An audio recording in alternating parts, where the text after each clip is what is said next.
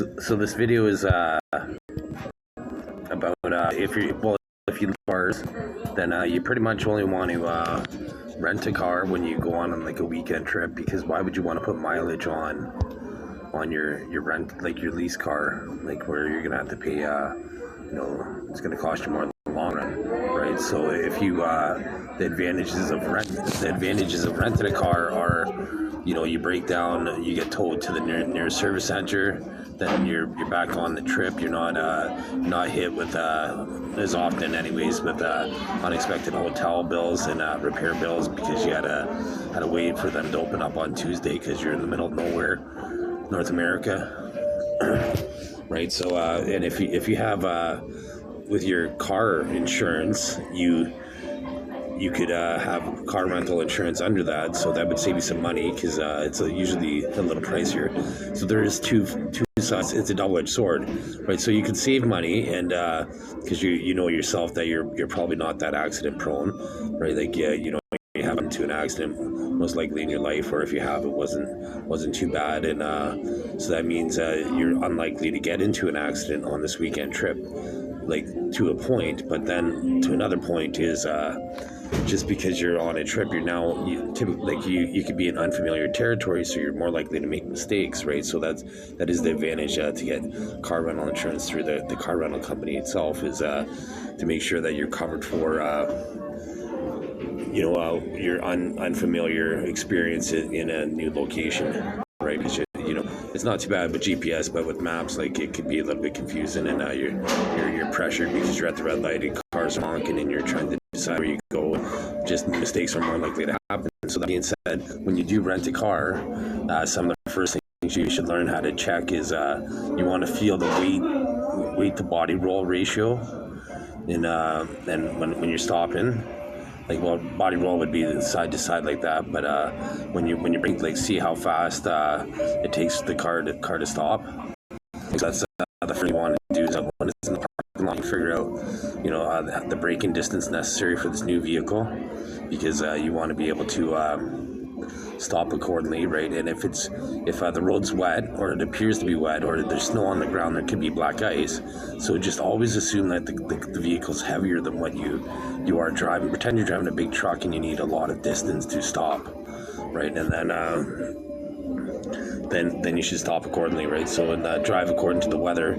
And so another thing is the check when you have a car rental is so you want to check the brakes. You want to do a circle check with the inspector, right? You want to look for any dings on the vehicle to cover yourself, financially. Like, if there's any dents and all that, you want to notice all this stuff and point it out at the beginning of the inspection with the agent. And then so do a circle check, and if the tires are a little bit low, right, get them to fill it, and always check at the fuel station if you're on a trip, right? If you're going out of town and your tires are low, it affects the gas rating that you'll have for the vehicle, right? And so if your front tire, like if the driver's side front tire is low, then you're more likely, you're going to be prone for accidents, because the car's going to be leaning one way or another, right? If it's low, it's going to be leaning left that way, or it's going to be leaning right. So you want to make sure that you have balanced tires, and then even possibly rotate them, but for your own personal vehicle. But and for the car rental as well, you want to make sure that all the tires look like they're even. They look like it's sitting at the same level.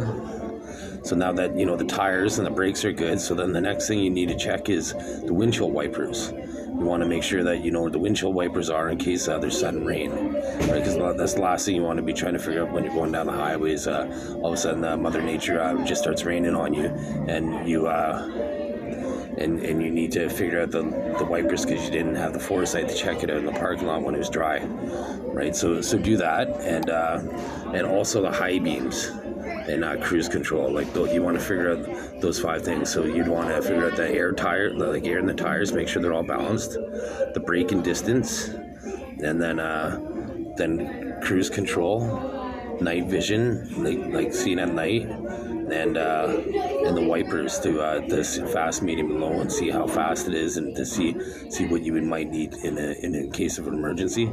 So if you have the forehand, I guess the 6th thing would be to find out where the hazard or or the little triangle, the orange triangle, because if you're braking on the highway, the first thing you want to do is you want to press that orange triangle if you have an opportunity to indicate to everybody behind you that there's a problem, that they need to slow down, right? So that's going to trigger a response like, okay, well, what's up? Like, is there an animal or vehicles or construction or what have you, right? Or turn left, right? If you're turning left on the highway, it can be very dangerous because you're driving at a speed and you can't tell that the vehicle stopped until you're too close, right? So if you put your hazard lights on, then especially in inclement weather where you can't see visibility, right? Like if there's poor visibility, like you want to be driving with your hazards on, basically, right? And so that being said, if you are in fog, I find in fog I see better with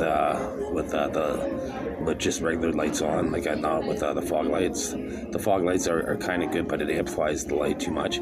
But with low beams on, I can see the road directly in front of me, and I'm just going slower and looking at where my tires are going to be in the next few milliseconds.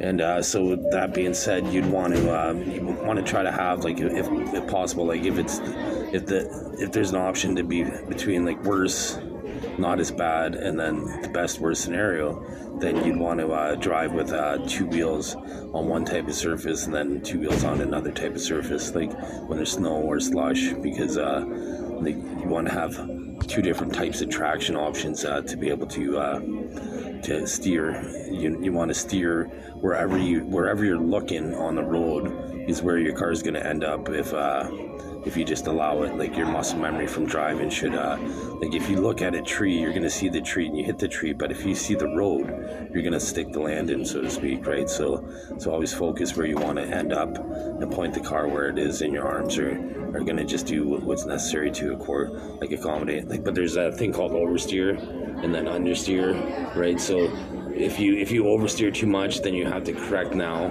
understeer wise, right? So, but if you correct too much, you could fishtail, right, with older cars, right?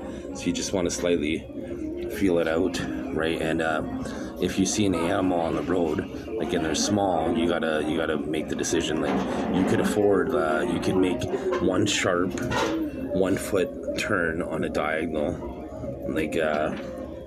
so if you're, like, just say there are animals where my nose is, so I see the animal, it's like go over the back, right? And if you hit it, you hit it, right?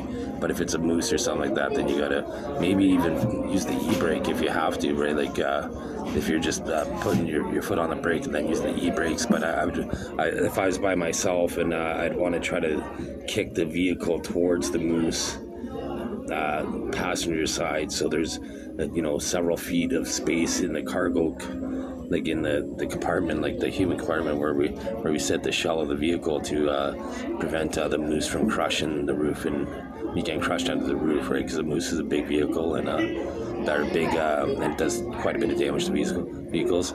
But so anyways, so I've used that trick. And if you see deer, like I don't have any deer whistles or anything like that. But when this strategy has worked every single time. When I see a deer, it's like, okay, when you see one deer, you're most likely going to see more deer.